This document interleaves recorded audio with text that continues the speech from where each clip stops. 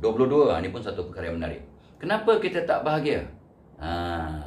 Ini pun jarang orang berfikir ni. Rupanya kita tak bahagia, kita tak berjumpa our true calling.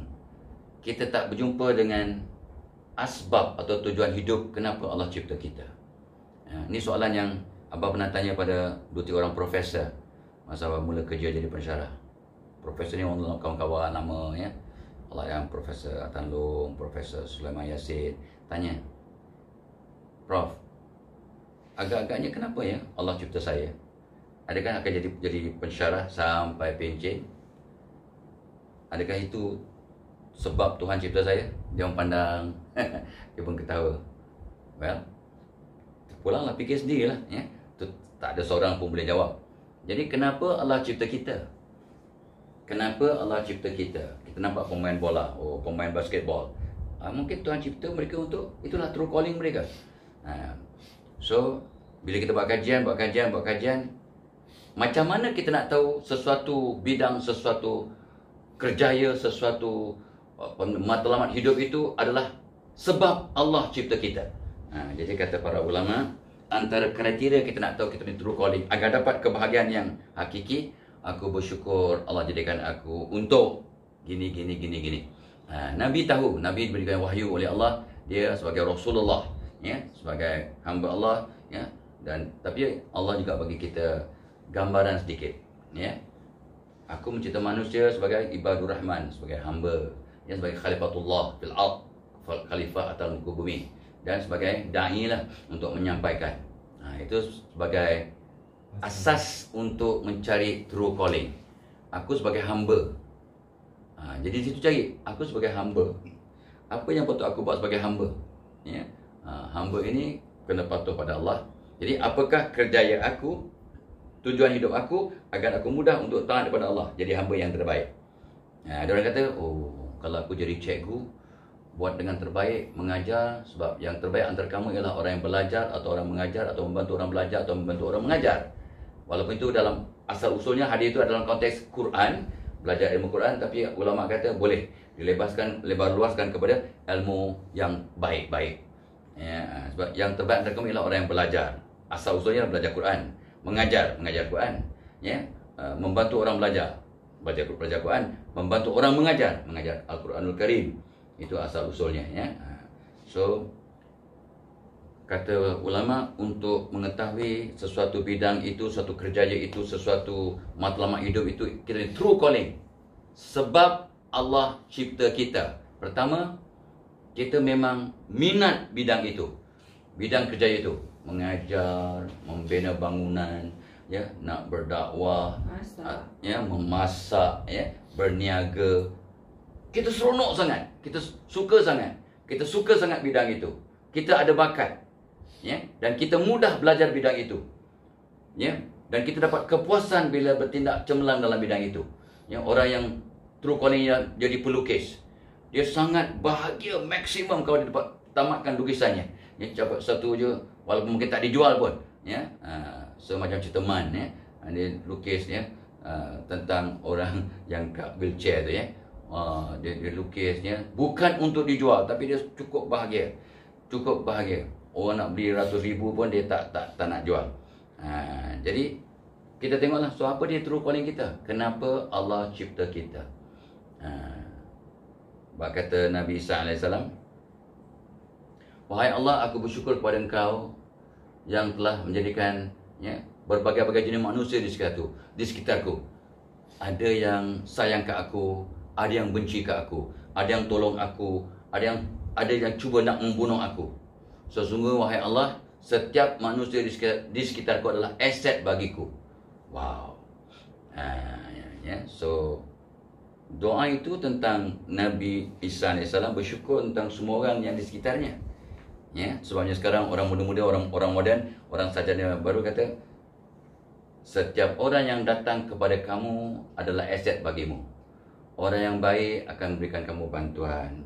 Orang berilmu akan memberikan kamu pengetahuan, pendidikan. Orang yang jahat akan memberikan kamu pengalaman. Orang yang jahil berikan kamu peluang untuk jadi pendakwah ataupun mengajar. Jadi semua orang yang datang ke kita adalah baik untuk kita, termasuk orang yang nak aniaya kita, adalah baik untuk kita. Soalnya bila Umar Al-Khattab radhiyallahu anhu ditikam, sahabat-sahabat bertanya, siapa yang tikam kamu, wahai Umar? Ya, jangan apa-apakan dia, aku telah maafkan dia. Aku dengar Nabi berkata, barang siapa yang kena bunuh dan mangsa memaafkan si pembunuh, maka dia, si mangsa, akan terus masuk ke syurga tanpa hisab. Aku telah maafkan dia. Sekarang pergilah pada Aisyah untuk minta izin kepada Aisyah supaya aku dapat disemadikan sebelah Nabi sallallahu alaihi wasallam. So itu peristiwa yang sangat luar biasa, ya.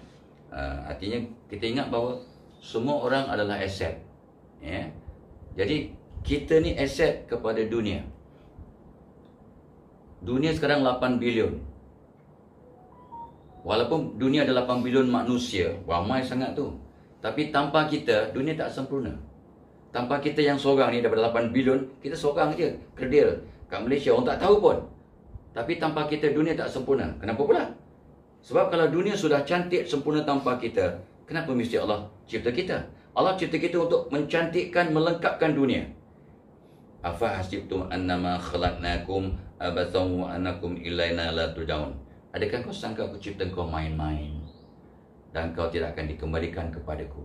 Jadi Allah cipta kita bukan main-main, ada sebab. Dan setiap apa yang kita lakukan akan bertanggungjawabkan, akan disoal nanti. Ya, tidakkah kau tahu kau ni, aku cipta kau bukan main-main dan kau akan dikembalikan kepada aku. Ingat tu. Artinya apa benda baik walaupun sebesar habuk benda baik akan diberi ganjaran. Buat silap walaupun sebesar habuk akan dihukum. So, oleh kerana kita ni penting untuk dunia, kita ni sebenarnya tanpa kita dunia tak cantik. Jadi kita kena fikirlah Ramadan sebagai asasnya. Kalau aku ni penting untuk dunia, apakah sumbangan aku pada dunia? Okeylah, dalam konteks yang paling asas, kalau aku nak jadi aset kepada dunia, itulah yang selalu Abah Selalu sebut di mana-mana, jadilah orang yang baik. Bila kita jadi orang baik, kita akan jadi aset kepada keluarga, kepada masyarakat, kepada negara, pada dunia. Jadi orang baik. Sebab orang yang baik ni akan jadi asas kepada, orang yang baik jadi asas kepada anak yang baik, suami yang baik, pekerja yang baik, pemimpin yang baik. Apa-apa pun yang baik bermula daripada orang yang baik. Jadi kalau kita orang jahat, jadi anak, takkan jadi anak yang baik kalau kita jahat. Jadi suami, jadi isteri, jadi jiran, jadi kawan, jadi abang, jadi kakak, jadi citizen, jadi warga negara. Jadi asas untuk jadi aset ialah jadi orang yang terbaik. Balik pada isu asas, ya. Kenapa kita tak bahagia? Sebab kita tak bertemu dengan tujuan hidup kita yang sebenar, our true calling. So check balik. Aku nak jadi orang baik dulu, lepas tu aku nak jadi seseorang yang menyebabkan aku sangat bahagia melakukan perkara itu, kerja itu, tanggungjawab itu. Aku mudah belajar tentang bidang itu. Aku dapat kepuasan bila buat melakukannya. Dan aku bertambah rapat dengan Allah, bertambah dekat dengan Allah. Kita bertakarub dengan Allah, makin rapat dengan Allah. Dan aku ramai kawan dan kenalan, networking dalam bidang itu. That is our true calling. Sebagai apa nama kata tu, asas-asas kriteria. Macam nak tahu kita punya true calling. So sebabnya it takes a thief to catch a thief. Ya, nak tangkap pencuri atau pencuri kena berkawan, ya, dengan pencuri. Pencuri juga yang kenal pencuri. Jadi artinya kalau orang nak jadi polis, kena berkawan dengan pencuri, fikir macam penyamun, maka dia mudah nak jadi polis yang terbaik. Kalau faham lah. Kalau faham. It takes a thief to catch a thief. Jadi polis, orang yang nak tangkap pencuri kena fikir macam pencuri. Ya. Tapi itulah. Tapi dalam konteks memang ada orang begitu. Memang dia dicipta oleh Allah untuk jadi macam Sherlock Holmes. Walaupun itu semua satu dongeng, tetapi ia sebagai satu ibrah, pengajaran, ya. Bijaknya, hebatnya, ya.